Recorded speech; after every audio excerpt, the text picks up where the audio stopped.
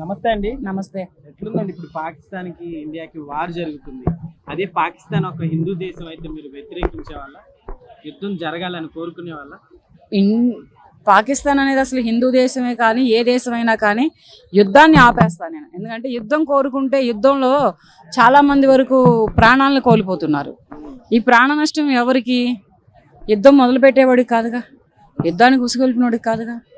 కనుక ఏంటంటే ఇక్కడ ఎంతోమంది అమాయకులైనటువంటి ప్రజలు ప్రాణాన్ని కోల్పోతున్నారు, ఎంతోమంది తల్లులు బిడ్డలను కోల్పోతున్నారు, ఎంతోమంది భార్యలు భర్తలను కోల్పోతున్నారు, వాళ్ళ నుదుటిన పసుపు కుంకాలను కోల్పోతున్నారు. చాలా బాధాకరమైన విషయం. కాకపోతే వాళ్ళు వ్యాఖ్యానించిన వ్యాఖ్యలు నచ్చక నేను కూడా కొన్ని ఫైర్ అయ్యాను.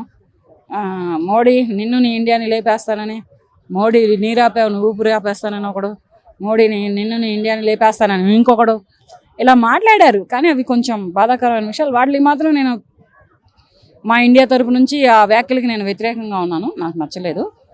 ఎందుకు ఇలా? ఇప్పటికైనా ఆపేయండి. ఇప్పటికైనా మీరు కాళ్ళ బేరానికి వస్తే మేము వదిలేస్తాం. అంటే ఇండియా పాకిస్తాన్ యుద్ధంలో మేమే గెలిచామని చెప్పేసి పాకిస్తాన్ అందరూ సంబరాలు చేసుకుంటున్నారంట.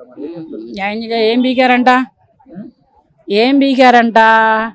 అమెరికా నుంచి ట్రంప్ వచ్చి కూర్చోబెట్టి సర్ది చెప్పి ఆగిపోండిరా, లేకపోతే మేము వచ్చామంటే ఇండియా తరపు నుంచి మీ దేశంలో మొలక కూడా మొలకనివ్వకుండా చేస్తామని బెదిరించి ఆపేసారు. ఎవరైతే ఒక ముగ్గురు వచ్చి చంపేశారో, సో మెయిన్ వాళ్ళని పట్టుకోకుండా మన ఇండియా యుద్ధానికి ముందు ఇండియాని ఇంట్రెస్ట్ చూపించింది అన్నట్లుగా కూడా కొంతమంది కామెంట్ చేస్తున్నారు. సో దీన్ని ఎలా చూడొచ్చు అంటారు? చూసేదేముంది, అక్కడ వీళ్ళు ముందర వాళ్ళ ముగ్గురిని పట్టుకుందాం అనే ప్రయత్నం మీదనే వీళ్ళు వెళ్ళేటప్పటికి వాళ్ళే యుద్ధానికి దిగారుగా. వీళ్ళు వచ్చి మా పాకిస్తాన్ ఎక్కడ లేపేస్తారనే భయానికి వాళ్ళు ఎదురు అనేది ఒక గోడ దూకితే వెళ్ళిపోయేది, ఇది క్లోజ్ అయిపోయేది కాదు.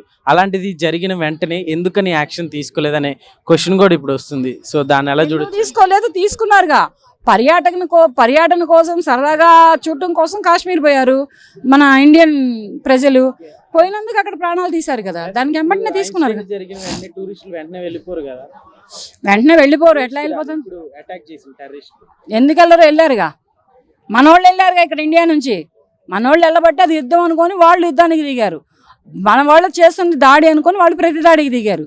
ఇక్కడ నష్టపోయింది ఎవరు? ఇక్కడ జిల్లాలు లేచిపోయింది ఎక్కడ? పాకిస్తాన్లో లేచిపోయినాయి. ప్రాణాలు లేచిపోయింది ఎక్కడ? పాకిస్తాన్లో. ఒకడెవరో ఏమన్నాడు, మోడీ నీరాపేసావు సింధు జలాలు, నీ ఊపిరి ఆపేస్తానన్నాడు. వాడు ఊపిరి ఆపేశాడు మోడీ. తర్వాత ఇంకోటి ఏం జరిగింది, మోడీ నిన్ను నీ ఇండియాని లేపేస్తానన్నాడు. ఇంకా వాడిని లేపలేదు, ఎందుకో నాకు అర్థం కావట్లేదు ప్రస్తుతానికి. ఓకే, ఇంకొకటి ఇక్కడ వైఫల్యం కూడా మనది అయిపోయి ఉన్న చూసుకునే ఛాన్స్లు ఏమైనా ఉన్నాయంటే ఏం చెప్తారు? ఇప్పుడు టెర్రరిస్టులు వచ్చి మన ఇండియా, అది ఒక బార్డర్, ఒక ఎంతో మంది ఇండియాలో చాలా ఫేమస్ టూరిజం ఉన్న ప్లేస్ కదా అది. సో అలాంటి ప్లేస్లో ఆర్మీని పెట్టడానికి లేకుండా చేశారు కదా. సో ఇక్కడ మన పాలిటీ ఏమైనా చూసుకోవచ్చు అంటే ఏం చెప్తారు? ఎందుకు చేశారు ఆర్మీని పెట్టడానికి లేకుండా? టూరిజం, ఇండియాలో ఉన్న టూరిజం ప్లేస్ అవును. సో అలాంటప్పుడు అక్కడ సెక్యూరిటీ అనేది పెట్టాలి కదా. ఎందుకు ఇప్పుడు లేదు అక్కడ సెక్యూరిటీ? అందువల్లనే కదా ఇప్పుడు ఆ ఇన్సిడెంట్ జరిగింది. లేకుండానే ఇంతమంది జవాన్లు, ఇంతమంది సోల్జర్స్ ఎలా చనిపోయారు? ఉంది, లేకుండా అయితే లేదు. కాకపోతే ఎప్పుడో ఇక్కడ మన హైదరాబాద్లో జరిగిన బాంబు దాడులే కానీ మక్కా మసీదు, గోకుల్ చాటు, బ్లూమినీ పార్కు, దిల్సుఖ్ నగర్, సాయిబాబా టెంపుల్ వీటిల్లో జరిగినందుకు కూడా వాళ్లే కారకులు. సరే, నాకు చెప్పండి, ఇప్పుడు మీరు పాకిస్తాన్ హిందూ అయితే మీ సపోర్ట్ ఏ దేశానికి? నేను పాకిస్తాన్ హిందూ అయితే తప్పు నా దేశంలో ఉంటే నా దేశానికి నేను సపోర్ట్ చేయను, ఎదురు దేశానికే చేస్తాను. పాకిస్తాన్ హిందువులలో కూడా దాడి జరుగుతా ఉన్నాయి అక్కడ ఉన్న వాళ్ళు కూడా అని చెప్పేసి కొన్ని వార్తలు అయితే వస్తున్నాయి. మరి తప్పు వాళ్ళది ఉంది కనుకనే వాళ్ళే దాడులు చేసుకుంటున్నారు. మాకు ఈ దాడులు వద్దు, మా ప్రాణాలు మాకు ముఖ్యం, మేము కలిసి ఉంటాం, మమ్మల్ని కలపండి, కలిసి బ్రతికేలాగా చెయ్యండి అని చెప్పేసి వాళ్ళు దాడుల గురించి మాట్లాడారు అంతే. ఓకే, రీసెంట్గా ఇప్పుడు మన తెలుగు రాష్ట్రాల్లో మురళీ నాయక్ చనిపోవడం జరిగింది కదా. సో నిజంగా ప్రతి ఒక్కరు ప్రౌడ్గా ఫీల్ అవ్వాల్సిన టైం ఇది. సో ఎలా అనిపిస్తుంది? బాధాకరమైన విషయము అది. ఏంటంటే ఆ తల్లికి ఆ కొడుకు చాలా శోకాన్ని మిగిల్చాడు. ఆ తండ్రి పవన్ కళ్యాణ్ గారిని పట్టుకొని ఎక్కి ఏడ్చాడు. ఒక్కగానొక్క కొడుకు. ఆ కొడుకు నేను వద్దురా బాబు నువ్వు ఆర్మీకి అని చెప్పినా కానీ వీళ్ళు కావాలని వెళ్ళి వాడు ట్రైనింగ్ అయి వెళ్ళాడు. దాని మీద ఏంటంటే చాలా బాధాకరమైన విషయం. ఆ కొడుకుని ఆ తల్లిదండ్రులకు తెచ్చి ఇవ్వలేం. పవన్ కళ్యాణ్ గారు 25 లక్షలు విరాళాన్ని సమర్పించిన అండ్ ఎంత భూమిని, ఎంత పొలాలని, స్థలాలని ఇచ్చినా కొడుకు లేని లోటుని ఆ తల్లిదండ్రులకి ఎవరూ తీర్చలేము. ఇప్పుడు యుద్ధం ఆగిపోతే బెటర్ అంటారు, ఇంకా కొనసాగితే బెటర్ అంటారు? ఆగిపోతేనే బెటర్. ఎందుకంటే ఒక రాజీకి వచ్చి వాళ్ళైనా వీళ్ళైనా ఎవరైనా యుద్ధాన్ని ఆపేస్తే చాలా బాగుంటది. ఎందుకనంటే యుద్ధం చేసి ఏం సాధిస్తున్నారు? జమ్మూ కాశ్మీర్ని వాళ్ళు వాల్చుకుంటున్నారా? లేదు, ఇండియానే వాల్చేసుకుంది, ఇండియానే పెట్టుకుంది దాన్ని. వాళ్ళకేం వెళ్ళదు కదా. వెళ్ళనప్పుడు ఎందుకు వాళ్ళు యుద్ధానికి దిగుతున్నారు? ఎవరు ప్రాణ నష్టాలను కోరుకుంటున్నారు? ఏ తల్లులకి కడుపు సోకాన్ని మిలుస్తున్నారు? ఏ పిల్లల్ని అనాథలను చేస్తున్నారు తండ్రి లేకుండా? ఏ ఆడపడుచుల్ని భర్తలేని బలిపశువులను చేస్తున్నారో తెలియట్లేదు. కానీ జమ్మూ కాశ్మీర్ లోని పిఓకే మనదని చెప్పేసి మన వాళ్ళు అంటా ఉన్నారు. మరి పిఓకే మాదని చెప్పేసి పాకిస్తాన్ అంటా ఉన్నారు. పిఓకే మనదే, పిఓకే మనదే, వాళ్ళకేం సంబంధం లేదు.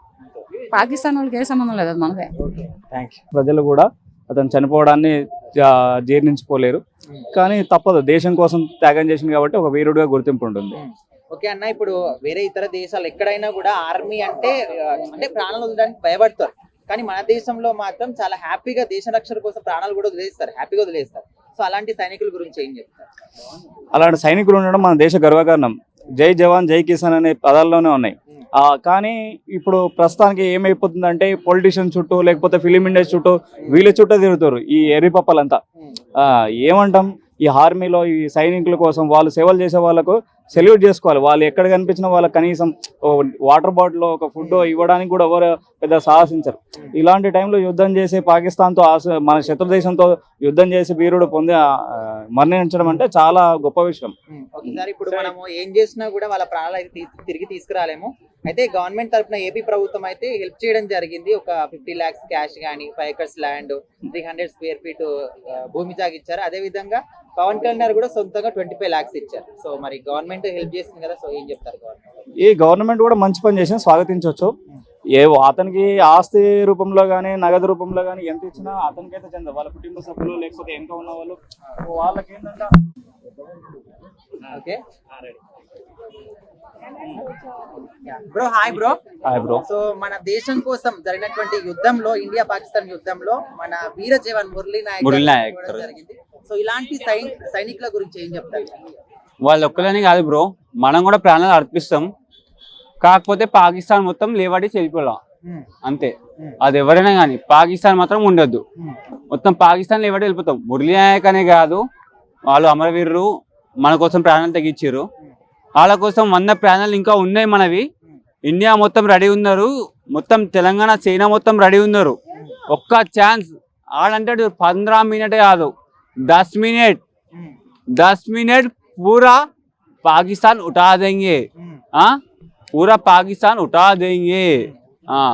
పిలిపిస్తే చాలు ఖచ్చితంగా దేశం మొత్తం Pakistan 10 minute 15 minute 10 minute. Okay bro, మనం ఇప్పుడు దేశం అంతా కూడా ఇంత హ్యాపీగా ఉంటున్నామంటే ఖచ్చితంగా బార్డర్ లో కష్టపడే మన ఆర్మీ ఒక డే అనక పగలనక మొత్తం కూడా నైట్ అంతా కూడా వాళ్ళు కష్టపడుతూనే ఉంటారు. సో అలాంటి సైనికుల గురించి ఏం చెప్తారు అన్న? అలా గురించి చెప్పడానికి